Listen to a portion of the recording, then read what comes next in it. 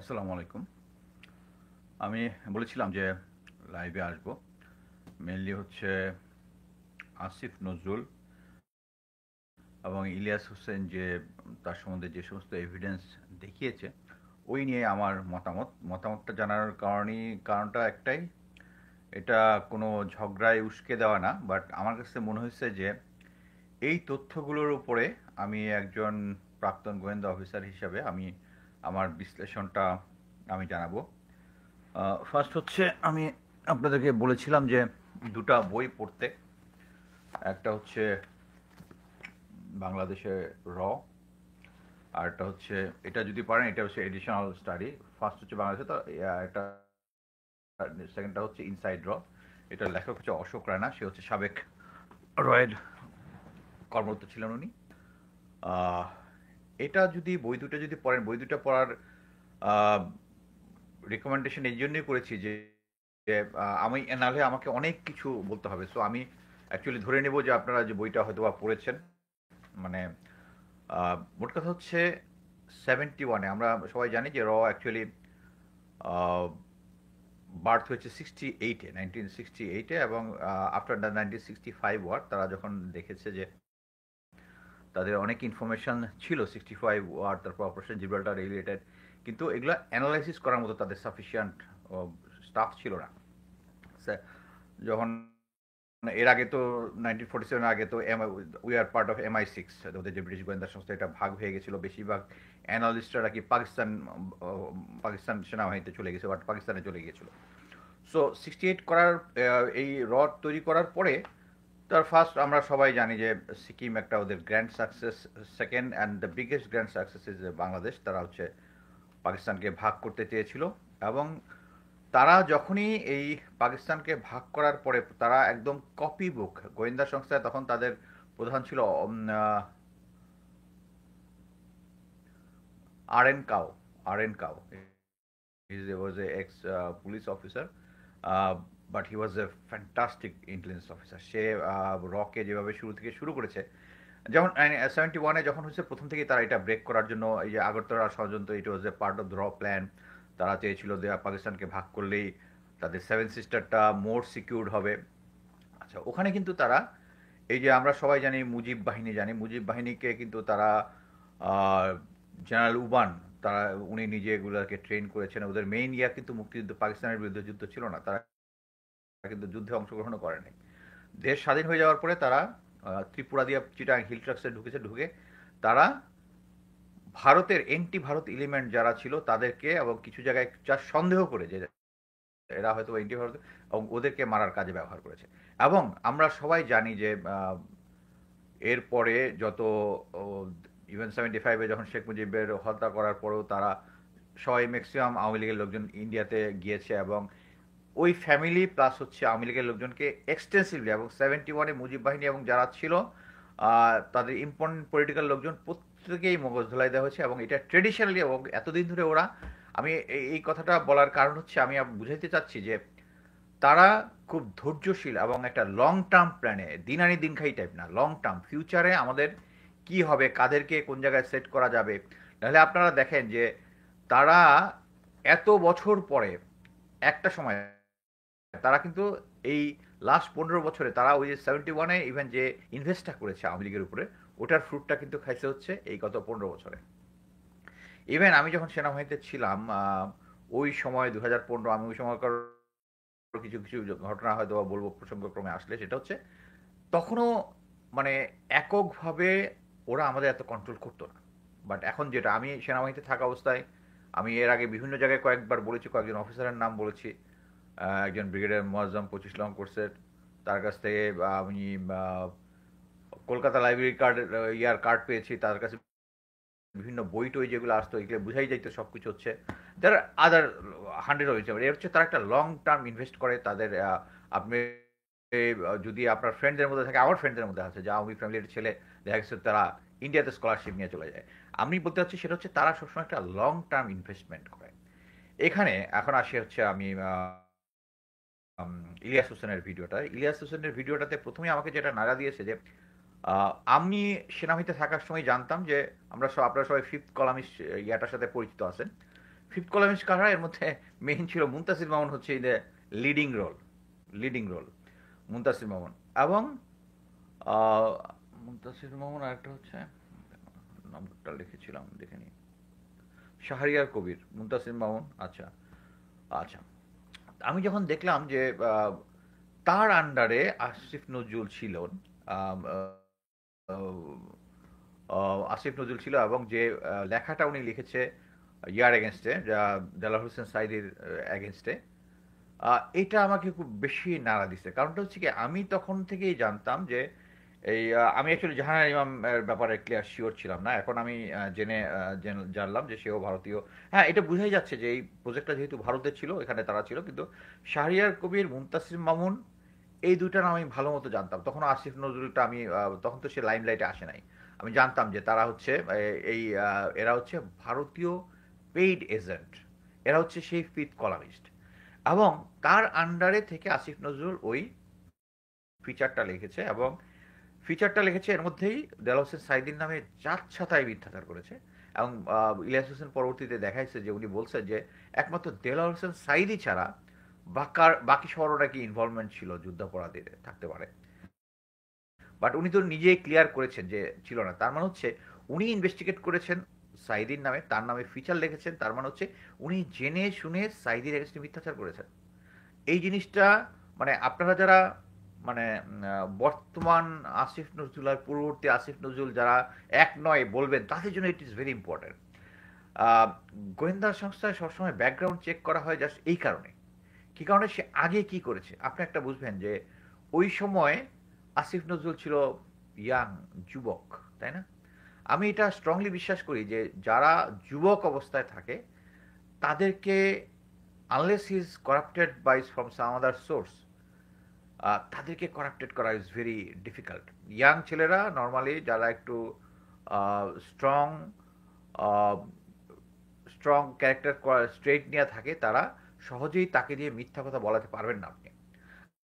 আমরা এখন যদি ধরে নিই মানে আসিফ নজরুল একদম দৃঢ়চেতা সত্যনিষ্ঠ লোক, তাহলে এটা কিন্তু বোঝা যায় যে এই লেখাটা উনি ইয়াং বয়সে লিখেছে, এবং শাহরিয়ার কবিরের ইনফ্লুয়েন্সে যদি লিখে থাকে, তার মানে হচ্ছে তাকে ইনফ্লুয়েন্স করা যায়, এবং তাকে দিয়ে ইয়াং অবস্থায় ম্যানিপুলেট করা গেছে।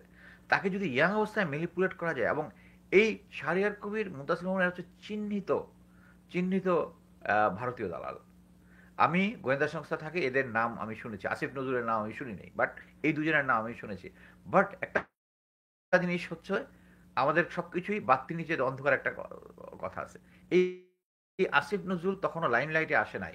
আমি যেটা বলতে চাচ্ছি সেটা হচ্ছে, আহ, আমি বলতেছি না যে সে স্ট্রেট ওয়ে সে ভারতীয় রয়্যাল এজেন্ট, বাট আমি কতগুলা আমার যে এই বিষয়ে যে সমস্ত অভিজ্ঞতা হয়েছে সেটার আলোকে আমি বলবো যে উনি ওই সময় এই লেখাটা ফিচারটা লিখেছেন, তার মানে হচ্ছে উনি হয়তো আরও লিখেছেন যেগুলো আমাদের চোখে আসেনি। আমি সবচেয়ে কনসার্ন হয়েছি যে আর আগের ভিডিওতে আমি বলেছিলাম, এর আগে একটা ভিডিওতে, যে ইলিয়াস হোসেন বলেছে যে 3 এবং 4 তারিখে আসিফ নজরুল ঢাকা ক্যান্টনমে ছিল, যেটা আমি বলেছি যে না, উনি ইয়াতে ছিল না। এটা আমি কনফার্ম করেছি থ্রু হিজ কল লিস্ট। আচ্ছা, এখন সে ছিল না, কিন্তু সবচেয়ে ইম্পর্টেন্ট যেটা ইলিয়াস হোসেনও বলেছে যে জেনারেল হামিদের সাথে সে কানেক্টেড ছিল, হামিদ তার প্রিয় বন্ধু। এই তথ্য আমার কাছে অনেক আগের থেকে আছে। জেনারেল হামিদ যখন কর্নেল ছিল, লেফটেন্যান্ট কর্নেল ছিল, ডিজিএফআইতে ছিল, সে তখন এই যুদ্ধাপরাধীর যে যতগুলো মামলা আছে এগুলাকে ম্যানিপুলেট করার জন্য সে ডিজিএফআই থেকে দায়িত্বপ্রাপ্ত ছিল। সেই থেকেই আসিফ নজরুলের সাথে তার ভালো খাতির। আচ্ছা, এখন যখন 5 তারিখে বঙ্গভবনে যাবে, তাকে কি নিয়ে গেছে? তাকে এই জেনারেল হামিদ নিয়ে গেছে। জেনারেল হামিদ যদি তাকে নিয়ে যায়, আমি আশা করতেছিলাম যে উনি নিজের যে সাফাই যেটা গাচ্ছে, উনি ইন জেনারেল বলে দিছে যে একটা এত আউটরেজিয়াস কমেন্ট এরকম টাইপ কিছু একটা বলেছে। আবার একটা ইয়াতে দেখলাম ওয়াইফের জন্য কান্নাকাটি করছে, উনি কান্না করতেই পারেন, ওনার সেন্টিমেন্টাল ইস্যু যদি থাকে ওইটা। কিন্তু আমার কথা হচ্ছে উনি যে জেনারেল হামিদের সাথে ওখানে গেছে, এই জিনিসটা উনি কিন্তু কোথাও এক ফোঁটাও বলে নাই। এবং আমি সবচেয়ে অবাক হয়ে গেছি যে যে 3 জন ভুয়া সমন্বয়ক নিয়ে কথা ছিল, এই ব্যাপারে অরিজিনাল সমন্বয়করা এখন পর্যন্ত আমি কোনো কথা বলেছে বলে আমি দেখতেছি না। সো আমার কাছে এই সিচুয়েশন দুইটা আমার কাছে সন্দেহজনক। তারপরে আমি আরেকটা স্টোরি বলি।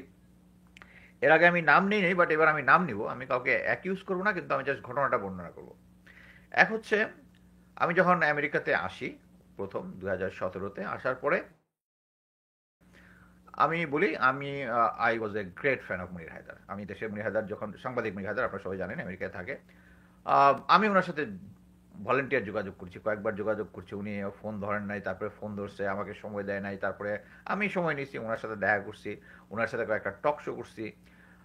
2018 ইলেকশন আগে আমি তার সাথে শাহেদ আলম এবং মুনির হায়দার দুজনের সাথে আমি করেছি, এবং তখন পর্যন্ত আমি এই দুজনকে আমি খুব ডেডিকেটেড ভাবে আওয়ামী লীগ সরকার এগেন্স্টে আমি দেখেছি। বাট সমস্যাটা হচ্ছে এরপরে হঠাৎ করে দেখলাম শাহেদ আলম অফ হয়ে গেছে, আর আহ, মুনির হায়দার কমায় দিছে। তারপরে আমি তখন মাত্র আহ, কনক সারোয়ারের শোতে আসা শুরু করছি। আহ, নিজে তো কিছু তখন, এখন একটু লাইভ করা লেখালেখি কমে গেছে, তখন তো আমি নিয়মিত কিছুটা লেখালেখি করতাম বিভিন্ন সিচুয়েশন নিয়ে। আমাকে হঠাৎ করে মনির হায়দার ডেকে বলল যে আহ, একটু কথা বলবে, আমি যেন যাই। তো আমি ওনার বাসায় গেলাম। তো আমরা বের হয়ে গাড়িটা পার্ক করে একটা রেস্টুরেন্টে বসলাম, কথা বললাম নদীর পাড়ে। আমরা তখন ওই যে উল্টার দিকে যে ব্রঙ্কস আছে আটলান্টিক দিয়ে, ওই ওখানে আমরা বসলাম দীর্ঘক্ষণ। কথাটা ছিল হচ্ছে, উনি আমাকে কনভিন্স করার চেষ্টা করলো যে অ্যাকচুয়ালি এই আওয়ামী লীগ সরকার থেকে যাবে। আওয়ামী লীগ সরকারের যে ভিত্তিটা এত স্ট্রং, এবং তারা অলরেডি 80 জনের মতো। এটা আমি আগে সাংবাদিক, এই স্টোরিটা আমি আগেও বলেছি মনির হায়দারের নাম না বলে, বাট অ্যাট প্রেজেন্ট আমি বলতেছি কারণ it is related with Asif Nazrul. তো আমাকে অনেকক্ষণ ধরে কনভিন্স করলো যে এইটা তো হবে না, কোনো চেঞ্জ হবে না। অলরেডি 70-80 জন, নির্বাচন যখন সামনের নির্বাচনটা যখন হবে তখন এরা অলরেডি আওয়ামী লীগে জয়েন করবে, বা বিএনপি কি আলাদা একটা বিএনপিতে জয়েন, আওয়ামী লীগে জয়েন করবে, অথবা আলাদা করে একটা দল করবে।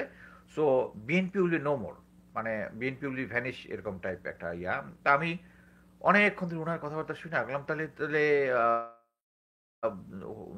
হোয়াই উই আর ফাইটিং, মানে এটা মানে কি? হ্যাঁ ভাই, এটাই তো আমার প্রশ্ন। উনি বললো যে ফাইটিং। তারপরে আমাদের তাহলে কি করা উচিত আমি ওনার কাছে জিজ্ঞেস করলাম। তখন আমি মানে অ্যাকচুয়ালি শক অ্যান্ড যেটা আর কি, ওই সিচুয়েশনে আমি তখন ছিলাম। তখন আমি বললাম যে আমি যেন কনক ভাই, তখনও পিনাকিদার সাথে আমার যোগাযোগ হয় নাই, তখনও ইলিয়াস হোসেনের সাথে ছিল। আমি বললাম এদেরকে মিলে ও না, তখন বোধহয় কনক, সরি, পিনাকিদার সাথে কয়েকবার ফোনে কথা বলছি বা এরকম একটা কিছু, বা আমি যোগাযোগ করতে পারবো এরকম একটা, যে আহ, উনি আমাকে বললেন যে আমি যেন একটু অর্গানাইজ করি, এই 3 জন আমরা সবাই মিলে বসি। তো এই কথার পরে আমি চলে গেলাম। চলে যাওয়ার পরে আমি এটা নিয়ে অনেকক্ষণ চিন্তা করতে, পরে মাথাটা ক্লিয়ার হইলো। আরে হি ওয়াজ ট্রাইং টু মানে রিক্রুট মি, গোয়েন্দার ভাষায় যেটা বলে আর কি, যে এবং তার মাধ্যমে এগুলা ইয়া করা। তারপরে যেটা হয়েছে, আমি অ্যাকচুয়ালি একটা ইনফরমেশন দিয়েছিলাম ওনাকে আর কি। জাস্ট ইনফরমেশনটা দেওয়াটা যে ঠিক তাকে চেক করা তা না, বাট আমি জাস্ট 2 দিন পরে আমি ইনফরমেশন পাইলাম এই ইনফরমেশন ডিজিএফআই তে অ্যাপায়ার করেছে। ডিজিএফআই তে অ্যাপায়ার করেছে। তখন আমি ক্লিয়ার হয়ে গেলাম। আমি কয়েকটা লেখার মধ্যে আমি তখন এই জিনিসগুলো আমি বলেছি। তারপরে মুনির হায়দার ভাই তো নির্বাচনের আগে ওই যে হোটেলে বিএনপির লোকজন এনে কি কি হইতেছে আহ, এটা নিয়ে অনেক কথাবার্তা বলছে। বাট আমার কাছে যেটা সন্দেহজনক যেটা মনে হয়েছে, মুনির হায়দার ভাই এবং শাহেদ আলম তারা সরকারের এগেনস্টেই কথা বলেছে, বাট যেটা হয় অ্যাট দ্য এন্ড উনি একটা বিশাল ইয়ে করতো, তাহলে কি পারবে শেখ হাসিনা টিকে যেতে এবারের মতো, আম, বা এরকম একটা জিনিস দিয়ে, মানে শেখ হাসিনার যে ইনভিজিবিলিটি, হি ইজ ইনভেন্সিবল, তাকে ইয়া করা যাবে না, এই মতবাদটা প্রচার করতো। এবং এটা অনেকদিন পরে আমি কি বলে ডক্টর তাজ হাসমি, উনি ধরেছেন যে মুনির হায়দার তো what is preaching actually is paying Sheikh Hasina government. হ্যাঁ আমি জানি আপনার শাহেদ আলম, মুনির হায়দার অনেকেই আছে, এটা আপনাদের বিচারের ভার আপনাদের। বাট আমি এই জিনিসটা যখন আমি জানলাম, আমি যখন এই জিনিসটা বুঝতে পারলাম, আমি সাথে সাথে আমি দেখলাম আরে আহ, আসিফ নজরুল তো আমেরিকায় আসলে এদের সাথে দেখা করে, খুব ভালো ফ্রেন্ডশিপ আছে। আমি আমি সাথে সাথে আসিফ নজরুল ভাইকে কল দিলাম। কল দিলে উনি ফোন ধরলেন। আমি আমার এক্সপিরিয়েন্সটা ওনাকে বর্ণনা করলাম যে আমাকে কিন্তু ডিজিএফআইয়ের পক্ষে করার চেষ্টা করছিল এই ব্লা ব্লা ব্লা ব্লা। কয় না ভাই এটা তো হতেই পারে না, he is the most sufferer Awami League government. আমি বলছি, হ্যাঁ দে আর সাফারার। আমি এটাও বললাম যে 2018 ইলেকশন পর্যন্ত উনি 18 ইলেকশনের আগে সরকারের পক্ষে আওয়ামী লীগের এগেনস্টে কাজ করেছে, বাট আমার কাছে এখন মনে হচ্ছে না। আমি আপনাকে বললাম, আপনি বিশ্বাস করেন না না করেন এটা আপনার বিষয়, কিন্তু আমি এটা আপনাকে বললাম এই জন্যই যে আপনি যেহেতু সরকার এগেনস্টে, আমি তখনও কনভিন্স যে উনি সরকারে আওয়ামী লীগের এগেনস্টে ছিল না, এখনো আমি কনভিন্স এটা আমি এখনো স্টেট ওয়ে কোনো কিছু বলবো না কাউকে। বাট আমি ওনাকে কনভিন্স করার চেষ্টা করলাম, উনি কনভিন্স হইলেন না। আমি বললাম ভাই শুধু একটাই তো, আপনি কনভিন্স হন না। এখন আমি যেটা বলতে চাচ্ছি, অনেক সময় অনেক ইনফরমেশন থাকে যেটা আপনি চান না ডিজিএফআই জানো, না জানানোই বেটার, এই বলে আমি শেষ করে দিলাম। বাট এরপরে যখন শুরু হয়ে গেল তখন আমি আসিফ নজরুলের এই রোলটা দেখলাম, হামিদ স্যার তাকে নিয়ে গেছে, এটা উনি চেপে যাচ্ছেন, সবকিছু মিলে আমাকে আমার সন্দেহ হচ্ছে। জাস্ট এটাই বলার জন্য, আমি ওনাকে বলবো না যে উনি রয়্যাল এজেন্ট। আমি শুধু বলতে চাচ্ছি যে ভারত এভাবে যেরকম লং টার্ম এজেন্ট আমাদের মধ্যে রেখেছে, প্রবাবলি এটা সম্ভব। কারণ উনি শাহরিয়ার কবিরের আন্ডারে ছিল, ওই ফিচারটা লিখেছে, এবং উনি নাম পরিবর্তন করে নজরুল ইসলাম থেকে আসিফ নজরুল হয়েছে, এটা হতেই পারে, এটা তার স্বাধীন নাগরিক। বাট কথা হচ্ছে এই টাইপগুলো যারা নামাজ ঠিক মতো, তখনও সে নামাজ ঠিক মতো পড়তো না, বা একটু ইসলাম থেকে একটু দূরে, এনিওয়ে এই জিনিসটা আমি বলতে চাচ্ছি না, বাট তারপরেও অনেকের ফিমেল কম্পানিয়ন থাকে, ফ্রেন্ড থাকে, ইয়া থাকে। এটার ব্যাপারে অনেকের, আমার আমার বন্ধুদের মধ্যে আছে, অনেকের মধ্যে আছে, আমার মধ্যে আছে কিনা নাই বলবো না, হ্যাঁ বললেও এক জিনিস, না বললেও বিপদ। সেটা হচ্ছে এরকম সিচুয়েশন যদি হয়, আমি মনে করি যে আহ, কারো ব্যক্তিগত ব্যাপারে নাক গলানো উচিত না। কিন্তু আমার কথা হচ্ছে আমি যদি এমন একটা জায়গায় ইনভলভ হই যেখানে আমার দেশ জড়িত, আমার কান্ট্রি জড়িত, ওই জায়গায় আমি এটাতে ইনভলভ হব না। আমি আমাকে অ্যাকচুয়ালি এই যে হানি ট্র্যাপ নামটা যে খুব পরিচিত, হানি ট্র্যাপ করার জন্য আমাকে ইভেন সেলিব্রিটি দিয়েও চেষ্টা করেছে, যেহেতু আমি গোয়েন্দা ব্যাকগ্রাউন্ডের লোক। আহ, আমি এটা এটা কিন্তু খুব সোজা। নর্মালি যেটা হয়, আমি এমন কেউ না আমাকে ওরকম একজন লোক মানে সুন্দরী নারী আমাকে অ্যাপ্রোচ করবে বা নিজের থেকে ইয়া করবে। They got lot of options, I am not the only option. এখানে কেন করতেছে, আমার হিসাব খুব সোজা যে আহ, তার তার কমন ফ্রেন্ড কি কি, এই ধরনের ছোট্ট কয়েকটা ইনভেস্টিগেট করলে বোঝা যায়। So I was very formal with them. মানে আমাকে পারে নাই, আমাকে আমার আমাকে অনেক সময় অনেক ভিডিও কল টল দিয়েছে, ইয়াটিয়া দিয়েছে। বাট কথা হচ্ছে আমাদেরকে, আমি কেন, কারণ আমি জানি আমি খুব স্ট্রংলি যেহেতু ফেসবুকে কথা বলি, সরকারের এগেনস্টে কথা বলি, সমালোচনা করি, সো করলে আমার উইকনেস বের করার চেষ্টা করবেই লোকজন, করবেই। হ্যাঁ, অ্যাটলিস্ট আমি যতটুক চেষ্টা করি যাতে এগুলোর মধ্যে না ইনভলভ হইতে, যাতে আমার নামে স্ট্রেট হয়ে। আর আমাদের যে বাঙালিদের যে স্বভাব সেটা হচ্ছে, ওকে ওর এই আলুর দোষ আছে, অতএব আহ, এর কোনো কিছু বিশ্বাস করো না। বাট হোয়ার, আমি তো আমি যদি আমার যদি আলুর দোষ থাকে থাকে, আমি তো কিছু কিছু কথা বলছি, এগুলো তো সত্য, ওগুলো তো বিশ্বাস করবে, ওগুলো বিশ্বাস করবে না। এটা হচ্ছে আমাদের, এই জন্যই 14 ঘন্টা আমাদের জন্য খুব ইজি।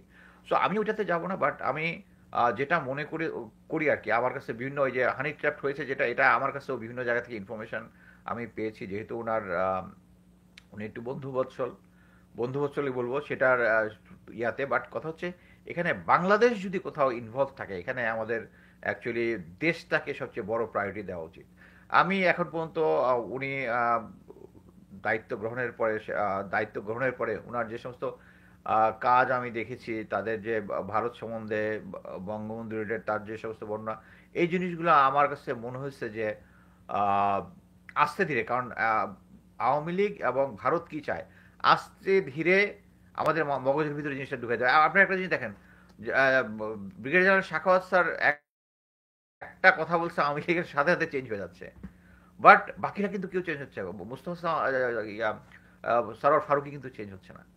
একটা জিনিস বুঝলেন, মোস্তফা সরোয়ার ফারুকি প্লাস হচ্ছে ওই যে ডাক্তার জামিল যে শিল্পকলা একাডেমিতে হয়েছে, এটা কেন আমাদের জন্য ইম্পর্ট্যান্ট, একটা জিনিস বুঝতে হবে যে ওই যে রয়ের বইটা যদি আপনি ইনসাইড এবং যেটাও পড়েন, তাহলে ওখানে জেনারেল মতিন আছেন, আরো কয়েকজন এক্স যারা ডিজিএফআই এনএসআই তে ছিল প্রধান, তারা ইয়া দিয়েছেন, তারা বলেছেন কিভাবে আমাদের এই সমস্ত সাংস্কৃতিক অঙ্গনটা উদীচী থেকে শুরু করে, এটা আমরা সবসময় পিনাকি দাও সবসময় বলে, এরা সবাই, এই পার্টিটা পুরাটাই হচ্ছে ভারত নিয়ন্ত্রিত ছিল, ভারত নিয়ন্ত্রিত ছিল। এবং এই নিয়ন্ত্রণটা কি জন্য? কারণ আমরা মুভি দেখি, সিনেমা স্টার যেটা বলে, এটা এই যে কয়েকদিন আগে জয় বাংলা নিয়ে সোহেল রানা বলেছেন, সোহেল রানা ওয়াজ মাই ফেভারিট হিরো। উনি বলেছেন আমি কষ্ট পেয়েছি উনারে, ওখানে আমি একটা জবাবও দিয়েছি, কিন্তু উনার তো একটা ইনফ্লুয়েন্স আমার ভিতরে ছিল, ছিল, আমার ভিতরে তো ছিল। বাট কথা হচ্ছে তারা যেহেতু সবচেয়ে ইনফ্লুয়েন্সিয়াল, এই ইনফ্লুয়েন্সিয়াল পার্টিটাকে ইয়া করার জন্য যখন, আর বলতেই পারেন আসিফ নজরুল এটার হাত নাই, কিন্তু এরপরে মোস্তফা সারোয়ারকে আনা, ইয়াকে আনা, এই জিনিসগুলোকে আমার কাছে মনে হচ্ছে যে এটার পিছনে আসিফ নজরুলের হাত আছে। আর তারপরে আসি হচ্ছে আমাদের এই যে বিডিআর পিলখানা নিয়ে, এটা নিয়ে তো পিলো পাসিং হচ্ছে আমি যেটা দেখলাম। উনি তো দায় মুক্তি দিয়ে দিল, যে উনি তার মতামত দিয়েছেন, আসিফ নজরুল মতামত দিয়েছেন স্বরাষ্ট্র মন্ত্রণালয় থেকে যেটা আসছিল। আর স্বরাষ্ট্র মন্ত্রণালয় বলতেছে হচ্ছে প্রধান উপদেষ্টার দপ্তর থেকে, মানে জিনিসটা হচ্ছে একটা টেবিল চালাচালি। আমার কথা হচ্ছে এটা একটা ইম্পর্টেন্ট জিনিস আমাদের বাঙালির মিলিটারি অফিসারদের প্লাস সবার একটা আবেগের জায়গা। এটা ডিসকাস করার সময় আপনারা তিনজন একটু বসতে পারলেন না? তিনজন বসে হচ্ছে এটা কি কি হবে, এটা নিয়ে একটা কমিশন গঠন করতে হবে না? আপনারা বলে দিলেন এটা, আমি তো ওখানে বলে দিলাম, একটা স্ট্যাটাস দিয়ে দিলাম, দায় মুক্তি হয়ে গেল। আরে ভাই, আপনি সরকারের একটা মিনিস্টার, সরকার একটা মিনিস্টার, উপদেষ্টা, ল উপদেষ্টা, একজন যদি কোনো কিছু করে আপনি তো গিয়ে বলবেন যে এই জিনিসটা ঠিক হচ্ছে না, বা ইয়াকে বলবেন, নিজেরা না বলে একটা ফেসবুকে স্ট্যাটাস দিয়ে দিলেন। তাহলে আমার মধ্যে পার্থক্য কি? আমার তো কোনো ইয়া নাই, এখানে কাজ করি, কোনো কিছু সমস্যা হলে ফেসবুকে দাঁড়ায় যাচ্ছি। আপনি তো আমার মতো ফেসবুকে দাঁড়ায় গেলেন যে এইটার দায় মুক্তি, এটা বল চালাচালি করতেছেন। বাট আমি বলে দিই যে এই জিনিসটা, এই সব কিছু হচ্ছে ইন্ডিয়ার ইন্টারেস্ট। ইন্ডিয়া চাচ্ছে না। এই যে বিক্রম মিশ্র এসছে, আমি আগেও ভিডিওতে বলছি, ভিডিওটা বেশি লম্বা করতে যাচ্ছে না, কারণ আমার আবার একটু বের হইতে হবে একটু পরে, এই জন্য আমি একটু আগে চলে আসছি। বাট এই সিচুয়েশনগুলোতে আমার কাছে যে মনে হচ্ছে যে ভারতের ইন্টারেস্টটা সার্ভ করতেছে। আর আমি মনে করি যে এইটা হচ্ছে ক্লাসিক কেস অফ এসপিওনাজ হইতে পারে আর কি, যে নর্মালি ডিপ কাভার এজেন্টরা এইভাবে কাজ করে। আমি আসিফ নজরুলকে বলতেছি না রয়্যাল এজেন্ট, কিন্তু যতগুলা মানে সিমটম আছে সবগুলোই ওই দিকে নিয়ে যায়। সো এরকম একটা সিচুয়েশন হলে বেসিক থাম রুল হচ্ছে তাকে ওই জায়গা থেকে সরায় দেওয়া। এটা আমরা কখনোই করি না, এটা আমরা কখনোই করি না। এই যে বিএনপির জনাব সালাউদ্দিন, তাকে ভারতে নিয়ে যাওয়ার পরে উনি আবার ফেরত আসছে, ওনাকে সবকিছুই দেওয়া যেতে পারে, কিন্তু ওনাকে বক্তব্য উনি কিন্তু ভারতের পক্ষে বক্তৃতা দিচ্ছে। কারণ এটা বোঝা যাচ্ছে ওখানে যাওয়ার পরে ওনার কিছু একটা মগজ ধরে হইতেছে। এবং সবকিছুর মধ্যে একটা আহ, চোখ বন্ধ করে আমি এখনো মনে হচ্ছে যে আমরা ভারতীয় হেজিমনি থেকে বেরোতে পারছি না। আমি আগের ইয়াটাতে বলেছি যে বিডিআর পিলখানা নিয়ে এভিডেন্স আছে আমার এক ক্লোজ ফ্রেন্ডের, তাকে আমি বলেছিলাম যে এভিডেন্স নিয়ে আসে, বলছে না, it's not the time. Actually it's not the time. কখন টাইমটা আসবে, কখন টাইমটা আসবে? আমি মনে করতেছি যে আমাদের অ্যাকচুয়ালি এই আসিফ নজরুল, মোস্তফা সারোয়ার ফারুকী, আহ, সারোয়ার ফারুকী মানে কি বলবো, সে অনেক কিছু দেখাইছে যে আমাদের সংস্কৃতির ভিতরে সে অশ্লীলতা ঢুকাচ্ছে। আমার আমার ক্যাট কলেজের আমাদের টিচার ছিল রব স্যার, রব স্যার। আর আমাদের বাংলা টিচার ছিল একজন, নাম বলতেছি না, ওই তখন একটা কথা বলছিল, ছোট ছোট ছেলের মধ্যে ভিতরে কি অশ্লীলতা ঢুকাই দেওয়া হচ্ছে বা জন্য কিছু একটা এরকম একটা বলছিল। এটা আমাদের তখন খুব ফেভারিট ডায়লগ ছিল ফ্রেন্ডদের মধ্যে আর কি। সো মোস্তফা সরোয়ার ফারুকী সম্বন্ধে আমি যেটা, আমার ক্লোজ ফ্রেন্ড যারা আছে, ভেরি ক্লোজ ফ্রেন্ড যারা ইয়াতে আছে, তারা বলছে আরে মুস্তাফিজুর তো ড্রাগ এডিক্ট, ও নিয়ম বিভিন্ন জায়গায় মদ খায় পড়ে থাকতো। এবং এই যে নারী সাপ্লাই দেওয়ার যে তার ইয়াটা, ইটস ট্রু, ভেরি আনফর্চুনেট। এই ধরনের জিনিস নিয়ে আমি কথা বলতে চাই না, বাট ইটস ট্রু। এই ধরনের লোকরা যদি উপদেষ্টা হয়, আমি একটা জিনিস, আরেকটা জিনিস বলি, এটা হচ্ছে একদম একদম হর্সেস মাউথ থেকে এভিডেন্স। এভিডেন্স মানে হচ্ছে text message, WhatsApp text message থেকে। এই যে জিয়াউল হাসান ছিল, তারপরে ইয়ে কি বলে ফলক, this bastards, they used to supply women to Tarek Siddiqui, Joy. এবং এটা উপরের দিকে, মানে এদের মাথার ভিতরে মানে এই জিনিসগুলা যে মানে সামথিং ভেরি নেগেটিভ, নাই। ওই যে আল্লাহ তাআলা কোরআনে বলেছে, কয়েকটা হাদিসেও আছে, সেটা হচ্ছে আমি তাদের জন্য তাদের কাজকে আম শোভন করে দিয়েছি। তাদের কাছে এই জিনিসগুলা কঠিন খারাপ কিছু মনে হয় নাই। কঠিন খারাপ কিছু মনে হয় না। এইটাই হচ্ছে আমাদের সমস্যা, যে তাদেরকে আরেকটা তুর্কি প্রবাদ আছে, সেটা হচ্ছে if you learn religion from a chick jackal, মানে আপনি যদি বাংলায় বলি, বা আপনি যদি শিয়ালের কাছ থেকে যদি ধর্মশিক্ষা নেন, তাহলে আমার কাছে মুরগি চুরি মনে হয় আপনার কাছে এটা মহান কাজ। সো এই মোস্তফা সরোয়ার ফারুকী, এই পার্টি, আসিফ নজরুল গ্যাং, তারা এই জিনিসটাকে একটা সহনীয় পর্যায়ের মধ্যে নিয়ে আসছে। এই বাজে জিনিসগুলো সামনাসামনি তো তারা ইয়া করে না, বাট এই এরা আমাদের দেশ চালাচ্ছে, এটা আমি ঠিক মানে নিতে পারি না। এটা আমি ঠিক মানে নিতে পারি না। মানে আহ, আমি নিজেকে আহ, মনে করি না যে আমি একটা মানে সেনাবাহিনীতে চাকরি করেছি, মিড লেভেল পর্যন্ত চাকরি করেছি, বাট এখন যাদেরকে উপদেষ্টা দিবসটা দিচ্ছে, আই ফিল সরি যে দেশে এত এত লোক আছে। এই এই যে আমরা আলম ফজলুর রহমান স্যারের কথা এতবার বলতেছি, কেউ তারে বানাচ্ছে না, কেউ তারা এই উপদেষ্টা বানাচ্ছে না। জেনারেল জাহাঙ্গীর, উনি একজন অযোগ্য ব্যক্তি, সিম্পলি অযোগ্য ব্যক্তি। অযোগ্য কি জন্য? আপনি মনে করেন আপনার অনেক এফিসিয়েন্সি আছে, অনেক কাজ করেন, অনেক কিছু জানেন বোঝেন, বাট আপনি সিনিয়র একটা ধমক দিলে যদি আপনি স্ট্যান্ড করতে না পারেন, আপনি যদি রাইট হন, স্ট্যান্ড করতে না পারেন, কিছু আসে যায় না, কিছু আসে যায় না। আমি হয়তো সেনাবাহিনীতে অনেক দূর যাইতে পারি নাই, কিন্তু আমি এইটুকু বলতে পারি যে আমি কখনো রং কাজে যাই নাই।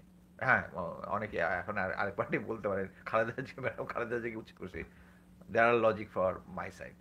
হাসিন স্যারের ঘটনা, there is also logic from my side. আর দেখেন, হাসিন স্যার কিন্তু গুমের অ্যাগেনস্টে মামলা করেছে, উনি কিন্তু ক্যান্টনমেন্ট থেকে যে আমরা নিয়ে আসছিলাম, ওইটা কিন্তু মামলা উনি করেন নাই। দেয়ার আর রিজনস। সো মোট কথা হচ্ছে, আমাদেরকে সেনাবাহিনীতে থাকলে military order and good discipline, মানে এটা হচ্ছে 55 যেটা বললাম, সেটা হচ্ছে আমাদেরকে good order and bad order, এটা মানে অফিসাররা আমরা ডিস্টিংগুইশ করতে পারি। বাট আমার কাছে এখন যেটা মনে হচ্ছে যে ইলিয়াসের আমি সব ঘটনা সব কিছু ঠিক আর ইলিয়াসের এগেনস্টে কথা বলা ভেরি রিস্কি। এর আগের টাইমে যখন বলছি, লোকজন আমাকে মোটামুটি আইসা ধুয়ে দিচ্ছে। আমি পিনাকিদার ডিসিশনের এগেনস্টে কথা বলছি, কিন্তু গালি খাই না, কিন্তু আমি দেখলাম ইলিয়াসের এগেনস্টে বললে গালি টালি খাইতে হয়। এখানে কথা হচ্ছে, এখানে গালি দেওয়ার কিছু নাই। আমি আহ, ইলিয়াসের সবকিছু যে সমর্থন করতে চাই তা না, বাট তার যে কিছু কিছু অ্যানালিসিস আছে, দেয়ার আর সলিড। ওইটার উপরে ভিত্তি করে আমি জাস্ট এই লাইভটা করলাম। বাট আমি মনে করি যে আমাদের এই সমস্ত যাদের ব্যাপারে সন্দেহ আছে, তাদেরকে সরিয়ে দেওয়া উচিত। দেশের ক্ষমতা এখন কে চালাচ্ছে, কে এই উপদেষ্টা বানাচ্ছে, আমি জানি না। আমি শুনতেছি যে 4 জন নাকি আবার নতুন উপদেষ্টা করবে, করুক, দ্যাটস গুড। বাট কথা হচ্ছে, আমি আগেই বলছি যে এই সমস্ত ক্ষেত্রে যেটা হয়, নামগুলো আগে থেকে প্রকাশ করে দেন না, পাবলিক রিয়াকশনটা একটু দেখেন। কেউ যদি মানে হঠাৎ করে ফারুকির মতো কাউকে বানায় দিবেন, যে আমার কাছে বলছে যে গাঁজা খায়া পুরো তো ড্রেনের পাশে, তারপর ধরে ফ্রেন্ডরা ধরে নিয়ে আসতো, এরকম একটা লোককে আপনারা বানায় দিচ্ছেন, উপদেষ্টা বানায় দিচ্ছেন। এরকম যেন না হয়। আপনারা যদি নেক্সট করতে চান, ভাই নামগুলো একটু পাবলিক করেন না, আমরা একটু অ্যানালাইসিস করি, আমাদের যেটুকু তথ্য আছে। বাট এটাই শুধু আমি বলবো, কারো পক্ষে কারো কিছু বলবো না। আরেকটা জিনিস হচ্ছে, আমি অ্যাকচুয়ালি শাহেদ আলম আর ইয়ার দুইটা দিলাম, একটা আমার কাছে জিনিসটা খুব ঢালো। শাহেদ আলম বলার চেষ্টা হচ্ছে হানি ট্র্যাপড। অ্যাকচুয়ালি হানি ট্র্যাপ হচ্ছে কাউকে হানি ট্র্যাপ করে তাকে কন্ট্রোলে নিয়ে, আমি জানি না কে ইলিয়াসকে হানি ট্র্যাপ করে কন্ট্রোলে নিয়ে তাকে কন্ট্রোল করতেছে। Otherwise honey trap is a wrong use of words, এখানে রং ইউজ অফ ওয়ার্ডস। এবং আমি মনে করি একজন আরেকজনের এই সমস্ত ব্যক্তিগত জিনিস নিয়ে আসাটা উচিত নয়। বাট একটা জিনিস, আমরা অ্যাকচুয়ালি অনলাইনে কম বেশি করি, আম, কেউ বেশি জনপ্রিয়তা, কেউ কম জনপ্রিয়তা। আমি মেইনলি ইয়ার সময় যখন আগস্ট ইয়াটা হয়, তখন আর্মির বিভিন্ন কিছু দেওয়ার পরে দেখলাম আমি একটু লাইমলাইটে এসেছি। বাট আমার যেটা মনে হয়, একজন একজনের ব্যক্তিগত জিনিস নিয়ে না ঘাটাঘাটি করাই ভালো। আমার মনে হয় everybody should should just right way. আর কোনো রিয়াকশন টিয়াকশন দেওয়ার দরকার নাই, জাস্ট চুপ থাকি আমরা আর কি। আহ, আর সবাই যেন আমরা দেশটাকে আগে করি, দেশটাকে আগে চিন্তা করি, যে আমাদের ব্যক্তিগত রেশারেশি সব কিছু বাদ দিয়ে। এবং সরকারকে বলবো যে জেনারেল ওয়াকারকে সরাই দেন। জেনারেল ওয়াকার থাকলে কোনো কিছু হবে না, কোনো কিছুই হবে না, চেঞ্জ হবে না। এখানে শেষ করছি, ধন্যবাদ।